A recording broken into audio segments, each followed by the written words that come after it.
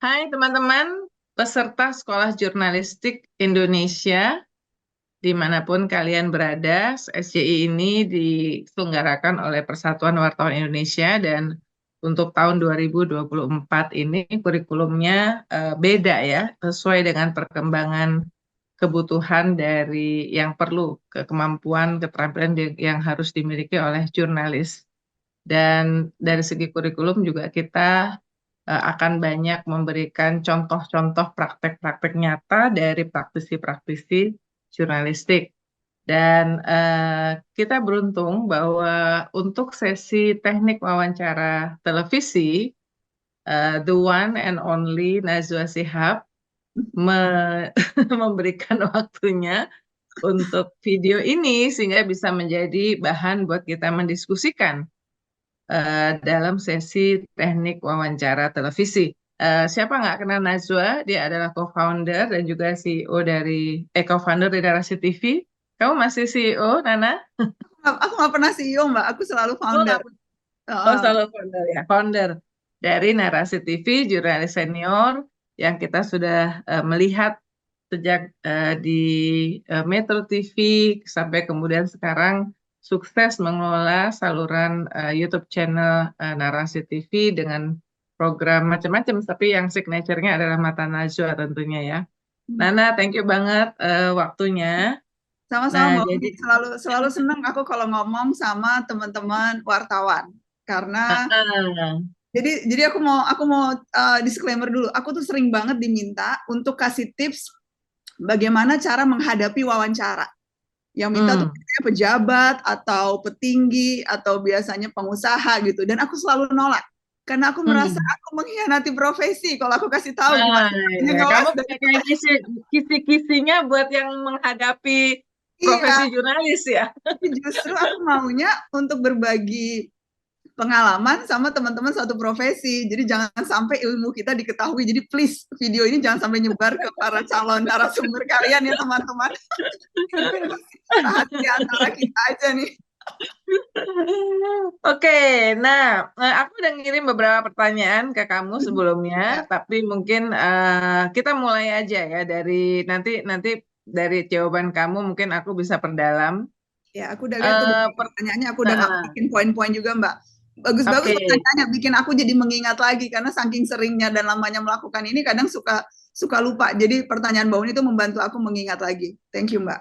Itu so IDN Times ya, 5.5 things. Sangat Oke, digital Mbak. iya benar.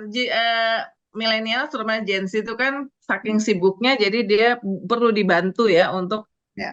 merangkum ya, dapat merangkum. Nah, pertanyaan pertama, 5 hal yang perlu diperhatikan saat mewawancarai narasumber, terutama untuk TV ya. Ya, seperti yang tadi kita ngobrol di awal, Mbak Uni, wawancara TV itu beda banget dengan wawancara medium yang lain.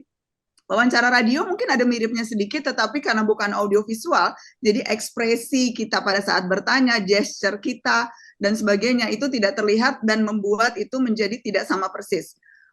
Dan yang tentunya jauh berbeda adalah kalau wawancara untuk media cetak gitu atau media online yang harus menuliskan lagi apakah verbatim atau tidak, tetapi seperti tadi Mauni bilang bisa diedit gitu. Sementara kalau wawancara televisi, audiovisual, apalagi kalau live, what you see is what you get. And Hmm. jadi cuma ada satu kesempatan nih gitu. Itu yang pertama. Uh, uh, dan saya selalu merasa wawancara itu bukan bertanya A dan dijawab B. Wawancara itu suatu dialog. Ini conversation.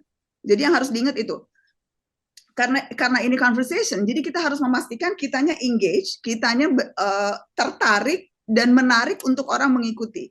Orang tertarik pada percakapan kita. Jadi yang harus diingat, ini bukan tanya jawab A dijawab B dan selesai, tapi ini dialog.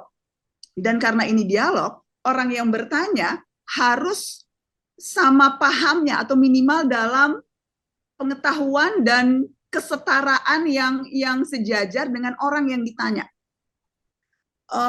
Karena dengan itu percakapan itu menjadi menarik. Kalau kita merasa inferior di bawah narasumber, kita takut-takut bertanya, apalagi kalau pejabat atau petinggi, di mana kita merasa siapalah gue gitu ya. Percakapan Hmm. yang tidak setara itu tidak akan membuat dialog itu menjadi hidup dan menarik Karena sekali lagi conversation harus setara, harus ada timbal balik. Jadi kita yang bertanya harus sama taunya dengan orang yang ditanya. Karenanya yang ketiga yang menjadi sangat penting riset dan riset.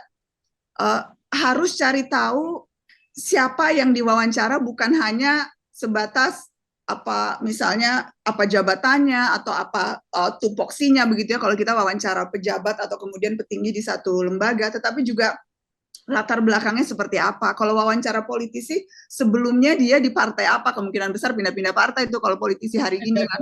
Atau apa yang sudah pernah ia sampaikan atas topik itu, rekam jejak digitalnya, statement-statement sebelumnya dan sebagainya. Riset itu menjadi kunci. Pada tahapan yang ideal, saya selalu meminta tim saya melakukan bahkan pre-interview. Jadi kita sudah bisa tahu kalau tidak bisa lewat riset, dan kalau memang tidak bisa lewat pre-interview menjadi lebih ideal, karena saya sudah bisa tahu kira-kira posisi dia dan jawaban dia atas pertanyaan-pertanyaan yang akan dilontarkan. Karena pada prinsipnya wawancara di televisi itu talk show, talk dan show. Percakapannya harus berisi, tapi show-nya juga harus ada dan harus menarik, talk show begitu. Dan untuk mencapai talk show, itu sebetulnya sama seperti kita membuat satu konsep kerangka berita.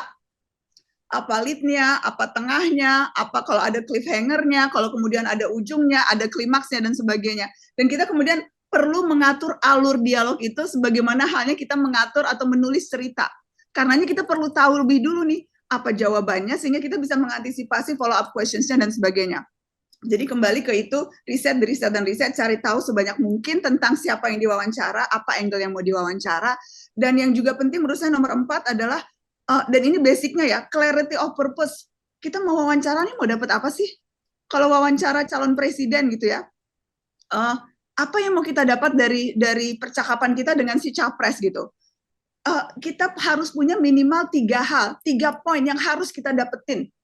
Kita mau tahu soal rekam jejaknya, kita mau tahu soal komitmennya atas isu-isu penting misalnya, kita mau tahu soal satu lagi, apakah bagaimana sikapnya atas berbagai misalnya peristiwa politik yang terjadi di tengah-tengah masa kampanye dan sebagainya. Tentukan 3 isu atau 3 hal penting minimal yang mau kamu dapat dari percakapan itu. Clarity of purpose. Dan itu yang kemudian akan menjadi guide kita untuk bertanya atau melontarkan pertanyaan-pertanyaan kepada si narasumber. Dan yang lebih advance lagi menurut saya yang juga perlu dipupuk sejak sekarang, selain clarity of purpose, tujuannya apa, gaya wawancara seperti apa yang mau kamu lakukan. Apakah gaya devil's advocate ketika bertanya dan kita selalu mempertanyakan lagi jawabannya, atau gaya misalnya lebih eksploratif ketika kita memberikan satu pertanyaan dan memberikan keleluasaan kepada narasumber untuk bicara yang lebih panjang begitu. Atau gayanya mau gaya yang usil, atau gayanya mau gaya yang mengadu dan sebagainya. Jadi, dan setiap narasumber, setiap angle itu bisa pendekatan dengan gaya yang berbeda-beda. Ketika mewawancara misalnya satu tokoh dengan posisi yang berbeda, dengan situasi yang berbeda, konteksnya berbeda, mungkin perlu gaya yang berbeda. Kalau misalnya si tokoh itu kemudian misalnya berada dalam satu kontroversi isu, kita mau pendekatannya devil's advocate. Kalau si tokoh baru kena musibah, nggak mungkin kita wawancaranya devil's advocate. Kita akan explanatory, kita akan lebih humanis, kita akan memberikan keleluasaan dia untuk bercerita gitu ya. Contohnya ketika wawancara Ridwan Kamil dalam konteks misalnya kenapa dia memilih bergabung ke Partai Golkar, tentu berbeda gaya wawancaranya ketika saya wawancara Ridwan Kamil ketika putranya baru saja meninggal dunia begitu. Jadi sekali lagi, purpose tujuan wawancaranya apa yang mau kamu dapatkan dari wawancara ini, itu akan menentukan gaya seperti apa yang akan kamu lakukan pada saat dialog itu berlangsung. Kenapa ini penting? Karena sekali lagi wawancara televisi itu talk show, talk dan show. We want to have a good conversations, but we want to make it also an interesting show begitu ya, audiovisual dan dalam wawancara televisi, pertanyaan sama pentingnya atau bahkan mungkin bisa lebih penting dari jawabannya teman-teman. Karena kalau diperhatikan di mata Najwa, terkadang kalau kita habis wawancara satu tokoh begitu ya, dan kita mau promokan wawancara itu, terkadang yang kita promokan bukan apa jawaban si tokoh, tapi apa pertanyaan yang saya lontarkan kepada si tokoh. Ketika saya wawancara Pak Prabowo Subianto begitu ya, yang pertama ketika setelah sekian lama tidak saya wawancara, yang saya jadikan promo justru pertanyaan-pertanyaan yang saya ajukan ke Pak Prabowo. Kenapa ia berkali-kali maju walaupun kalah terus? Dia dinilai ambisius begitu karena mau terus maju jadi jadi presiden gitu. Atau posisinya dia sebagai ketua umum Partai Gerindra yang juga merangkap ketua Dewan Pembina, apakah membuat dia harus seia sekata apa kata partainya gitu. Jadi yang kita promokan justru pertanyaan-pertanyaannya, karena sekali lagi dalam wawancara televisi, pertanyaan bisa jadi lebih penting dari jawabannya. Contoh juga kemudian ketika wawancara Mas Ganjar soal kontroversi ketika ia petugas partai, yang dijadikan promo soal itu, atau kontroversi ketika ia memutuskan menolak Piala Dunia, Israel datang untuk Piala Dunia di Indonesia. Yang saya tanyakan apakah ini perintah Bu Mega begitu. Jadi sekali lagi karena ini wawancara televisi, ada talk dan show, audio visual, you really have to craft your questions. Kita harus betul-betul mencari diksi yang pas dan menemukan pertanyaan yang pas untuk membuat ini menjadi conversation atau dialog yang menarik. Mungkin itu Mbak Uni. Oke, menarik. Aku mau stick to the pertanyaan dulu. Aku udah memiliki beberapa pertanyaan dari penjelasan kamu. Nah, berdasarkan pengalamanmu, apa kejadian paling buruk yang terjadi saat wawancara dan bagaimana menyikapinya? Ya, ini aku berusaha mengingat-ingat ya, Mbak. Karena definisi buruk itu untuk tayangan televisi, terkadang itu bisa jadi blessing in disguise. Aku ingat misalnya ini nggak terjadi padaku, tapi aku ingat waktu itu terjadi pada Mbak Desi Anwar. Ketika Mbak Desi narasumbernya walk out gitu, meninggalkan tempat diwawancara. Itu mungkin buruk, tapi dalam konteks televisi itu jadi show yang sangat menarik. Nanya, tiba-tiba narasumbernya pergi ngeloyor aja gitu. Atau ketika sempat juga terjadi di salah satu stasiun televisi, aku lupa, dialog antara yang diundang dua orang sangat heated argumennya sampai mau pukul-pukulan gitu. Itu kan pengalaman buruk ya. Tetapi sekali lagi, to be honest, ini televisi, itu show yang menarik. Jadi asal bisa tetap dikontrol oleh si pewawancara. Menurut saya situasi apapun kalau bisa dikontrol itu akan bisa jadi beneficial buat kita sebagai selaku pewawancara, karena menunjukkan bagaimana kita bisa otoritatif, bagaimana kita tetap bisa mengendalikan situasi, dan bagaimana kita bisa yaitu menunjukkan wibawa kita sebagai pewawancara walaupun terjadi situasi yang chaos dan sebagainya gitu. Kalau untuk saya pribadi, saya punya pengalaman yang saya anggap tidak menyenangkan. Ini terjadi lama sekali Mbak, waktu saya awal-awal jadi wartawan, jadi pewawancara politik di Metro TV. Ketika itu saya mewawancara satu narasumber menteri yang di reshuffle. Dan ketika saya bertanya soal itu, dan ketika itu om saya Ami Alwi juga berada dalam kabinet yang sama yang juga di reshuffle. Oke. Dan ketika saya bertanya pada sang menteri yang di reshuffle, ia berubah menjadi sangat personal dan menyerang saya. Kamu bertanya di reshuffle, tanya aja sama om kamu kan juga di reshuffle gitu. Oke. Dia ngerasa bahwa dipikirnya reshuffle itu karena prestasinya kurang bagus gitu ya. Padahal bisa jadi karena alasan yang lain kan? Ya sangat politis. Waktu itu tuh lagi zaman politis. Sangat politis gitu. Tetapi ketika narasumber yang saya wawancara menjadi sangat personal begitu ya, merasa di-attack secara personal dan menyerang saya balik secara personal, padahal kan nggak ada hubungannya. Najwa Shihab yang wawancara dia di televisi itu Najwa Shihab sang jurnalis, bukan Najwa Shihab keponakan Alwi Shihab yang juga di reshuffle pada saat itu dan sebagainya gitu. Itu pengalaman yang kalau saya ingat-ingat rasanya itu pengalaman yang sangat tidak menyenangkan buat saya, dan saya waktu itu masih wartawan baru, jadi saya salting setengah mati Mbak Uni. Saya gelagapan gitu, dan nggak, dan akhirnya ya pokoknya itu salah satu pengalaman buruk sih, karena saya waktu itu masih belum cukup percaya diri dan masih belum cukup punya skill untuk bisa mengendalikan wawancara. Kalau itu terjadi pada saya sekarang, saya sudah lebih cukup pede sih untuk kemudian langsung menanggapi serangan personal itu ke si politisi. Oke. Nah, sekarang Nana, apa beda wawancara untuk TV dengan wawancara di platform digital? Kamu kan pindah kuadran ya, jadi Ya. pernah lama sekali di TV, punya acara live, live, dan sekarang di platform digital ya, seperti semua kita juga, ada nggak bedanya? Dan apa itu? Oh, mungkin karena formatnya sama-sama audiovisual ya Mbak, jadi tidak terlalu banyak. Cuma yang saya temukan adalah karena isu di media digital itu berkembangnya sangat cepat. Lebih cepat menurut saya dibandingkan dengan media televisi. Apalagi waktu dulu di televisi saya hanya muncul seminggu sekali Mata Najwa setiap Mm-mm. Rabu Rindu tuh. Di jam 8 malam di Rabu Rindu. Nah, kalau sekarang platform digital memungkinkan saya bisa muncul sewaktu-waktu merespon isu apa yang lagi hangat saat itu. Dan kalau kita bicara isu hangat di media digital, 5 menit aja udah ganti isu kan Mbak Uni. Jadi lebih ke bagaimana kemampuan kita untuk bisa membaca isu yang berkembang pada hari, pada detik itu, Mm-mm. sentimen lebih banyak sentimen negatif atau sentimen positif, bagaimana kemudian apa namanya membaca data-data yang karena di digital itu kita dimungkinkan karena kita dapat banyak sekali Ya, insight data kan ya. sesungguhnya kan. Kita bisa Mm. bicara, kita bisa ngelihat, bisa nelpon Mas Ismail Fahmi, ngelihat drone emprit, kita bisa ngecek siapa pelontar isu pertama kali, bagaimana Mm. sentimennya, apakah lebih banyak positif atau negatif, siapa apa namanya buzzer-buzzer yang memainkan isu dan sebagainya. Jadi karena isunya sedemikian dinamis, itu membuat cara kita bekerja sebagai pewawancara juga harus dinamis mengikuti isu yang ada. Plus juga ditayangkannya harus secepat kilat. Kalau kemudian udah Iya, iya. cepat, ininya cepat, ditayanginya ini udah ganti tren gitu ya, itu juga akan membuat wawancara kita menjadi tidak relevan. Jadi lebih cara kerja sih yang semakin cepat menurut saya.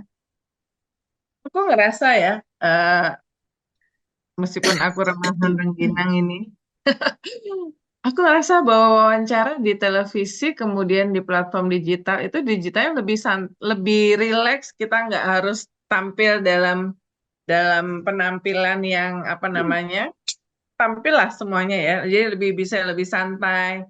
Sangat Mistake is part of the show. Kita kalau salah bisa ketawa, tapi kalau dulu di TV tuh bisa jadi kayak gimana gitu ya. Benar nggak itu sangat pengalamannya?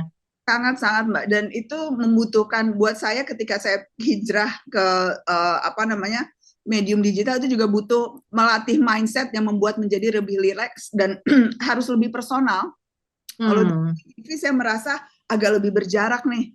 Apalagi kan Mm-mm. sekian lama di televisi, 17 tahun di televisi gitu. Dan dulu awal-awalnya itu second screen, third screen itu masih belum jadi sesuatu yang biasa gitu di awal-awal. Jadi ada Mm. jarak, kemudian juga proses produksinya jauh lebih rigid, kamera nggak boleh goyang, audio harus perfect gitu ya. Sementara di digital karena orang menyaksikan kita itu kan kalau kalau TV itu mungkin orang dulu awalnya kan traditionally duduk nonton di meja tengah gitu Benar. ya Iya. bersama-sama gitu ya sambil nonton gitu ya jadi satu event kekeluargaan. Kalau sekarang saya tahu orang nonton saya itu mungkin sambil nongkrong di kamar mandi, uh, ya kan? Anywhere ya, anywhere, Iya, anyhow, nonton saya anytime. di tangan gitu ya. Ini kan sesuatu yang sangat sangat lekat. Ini udah kayak perpanjangan tangan kita kan sekarang Iya, HP iya, itu, Mbak, iya, iya. sesuatu yang Iya. sangat personal. Mereka nonton saya mungkin lagi sambil tiduran gini, mereka nonton saya lagi sambil nongkrong di kamar mandi, lagi sambil apa dan sebagainya. Jadi kedekatan itu tuh juga harus bisa mereka rasakan sama dekatnya ketika mereka Hmm. menonton saya di ruang-ruang mereka yang paling privat sekalipun. Jadi saya harus Mm-mm. lebih membuka diri, harus lebih cuek, harus lebih personal gitu ya. Harus Mm-mm. lebih menunjukkan karakter. Kalau dulu di TV kan kayaknya haram tuh, nggak boleh tuh menunjukkan emosi. Aku ingat waktu Iya, benar-benar. ketika itu pengalaman meliput Aceh gitu ya.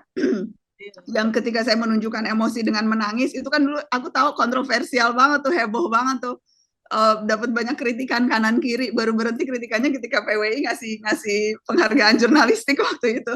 Tetapi ketika itu kayaknya haram banget jurnalis menunjukkan emosinya pada satu peristiwa yang dia liput.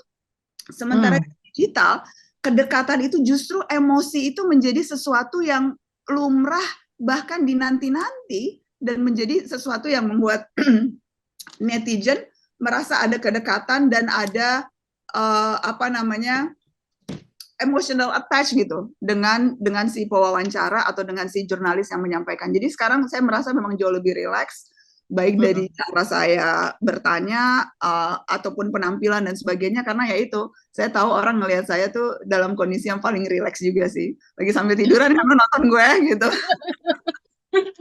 Jadi teman-teman muda, dulu 27 Desember 2004, saya sama Nazwa ini mungkin dua jurnalis non Aceh yang ada di luar Banda Aceh yang pertama kali mendarat di Banda Aceh sehari sesudah tsunami. Tapi karena Najwa bekerja di TV berita, saya tidak. Najwa begitu sampai langsung disuruh stay di sana, sementara saya masih bisa pulang untuk kemudian bisa membawa bekal. Kita waktu itu nggak tahu kondisinya seperti itu ya, Najwa ya.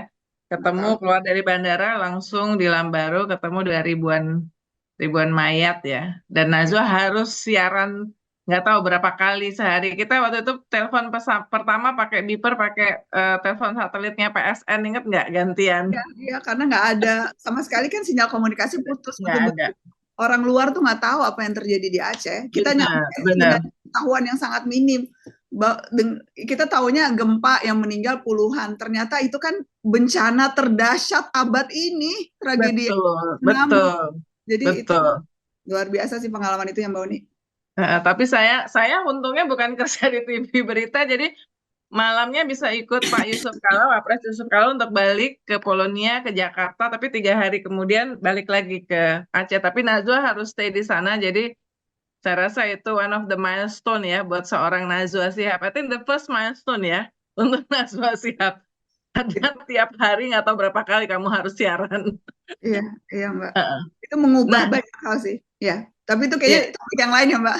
ya, kalau throwback ya, kamu kan tadi kita bicara bahwa kamu tampil sebagai pewawancara, tapi teman-teman jurnalis di SCI ini, mungkin yang paling dekat sama mereka adalah pengalaman mewawancarai narasumber siapapun yang mereka temui ya, apakah itu seorang kepala dinas, apakah humas Polda ya, yang sehari-hari ditemui oleh teman-teman jurnalis di daerah-daerah ini di seluruh Indonesia. Bahkan petani mungkin ya, atau bahkan penjual di pedagang pasar. Nah, untuk hal-hal narasumber yang sifatnya sehari-hari ya, bukan di sebuah panggung atau di sebuah acara talk show, apa tips dari Nana? Eh, Ketika selesai wawancara, ketika Mm-mm. kameranya atau ini sudah mati, saya selalu tanya, apalagi yang belum saya tanyakan atau apa yang Mm-mm. mau Bapak sampaikan yang mungkin saya miss belum tanyakan gitu. Dan biasanya Mm-mm. saya selalu dapat sesuatu yang baru dan kerap kali saya pakai justru yang itu gitu. Mm-mm. Karena biasanya Mm-mm. itu narasumber kalau kita wawancara pertama ada gugupnya, ada relaktannya, Apalagi lewat kamera ya, apalagi lewat kamera ya. merah, ya. Dan ketika selesai 5 menit gitu ya, terus pas sudah selesai baru tuh, aduh harusnya gue ngomong gini, harusnya gue ngomong gitu gitu. Jadi biasanya Mm. narasumber selalu kayak gitu. Jadi saya selalu begitu selesai, nggak apa-apa saya biarkan dulu, begitu selesai mati. Oke, Pak, ada yang kurang nggak? Dan saya selalu menempatkan diri seolah-olah saya yang kurang bertanya, supaya membuat mereka Mm. nyaman, bukannya Bapak tadi jelek, apa yang belum ngomong, enggak. Pak, kayaknya tadi saya kurang ya, kayaknya ada yang kurang deh yang belum saya tanyain. Apa ya Pak yang kayaknya penting juga yang Bapak mau bilang? Selalu saya Mm. gayanya seperti itu dan biasanya saya selalu dapat soundbite yang jauh lebih bagus setelah take kedua, setelah saya meminta mereka untuk Oh, oke, mengingatkan oke. saya apa yang saya salah. Itu tips yang selalu saya pakai sih Mbak. Terakhir, satu pertanyaan. Untuk korban, apakah itu korban bencana alam? Apakah itu korban tragedi pesawat jatuh atau kematian karena kecelakaan atau intinya korban? Apa Hmm. yang harus diperhatikan oleh jurnalis saat wawancara korban? Jangan banyak ngomong. Kadang tuh aku merasa ya teman-teman jurnalis itu kalau ada dead air, kalau ada silence itu tuh ngerasa harus diisi karena nggak nyaman gitu dengan silence. Padahal kalau kita bicara tentang penyintas, tentang situasi-situasi yang sulit, the best way to get them to talk is to shut your mouth. Diem aja, silence gitu. Um, Ketika aku wawancara Kang Emil, Ridwan Kamil, dan Teh Atalia gitu ya, Teh Cinta, itu tuh aku merasa aku tuh udah nyiapin banyak pertanyaan Mbak Uni, tapi aku akhirnya hanya pakai satu atau dua pertanyaan. Selebihnya tuh aku diam mendengarkan mereka bercerita. Dan ada momen-momen di mana ya betul-betul nggak ada conversation, 10 detik diem gitu ya. Dan aku nggak apa-apa, aku diem dengerin, dan 10 detik itu tuh bisa bercerita lebih banyak dibandingkan 1 atau 2 menit panjang percakapan gitu. Karena lagi-lagi keuntungan kita audiovisual, 10 detik diam itu tanpa kemudian harus kemudian zoom matanya, air mata dan sebagainya, karena itu justru invasion of privacy gitu ya. Yang waktu itu kita lakukan adalah ketika diam, ketika menangis, kita justru kemudian menzoom tangan Kang Emil ketika memegang tangan Teh Cinta gitu. Atau kemudian bagaimana gesture mereka ketika nunduk, atau kemudian melihat yang lain dan sebagainya. Jadi ketika wawancara korban, jangan cerewet. Mereka kalau udah bersedia ngomong ke kita, itu tandanya mereka udah percaya sama kita. Dan kita cuma perlu jadi pendengar yang baik. Jangan takut berhenti, jangan takut ada silence. Use that momentum to listen, to really listen. Dan itu akan jadi wawancara yang sangat powerful sih.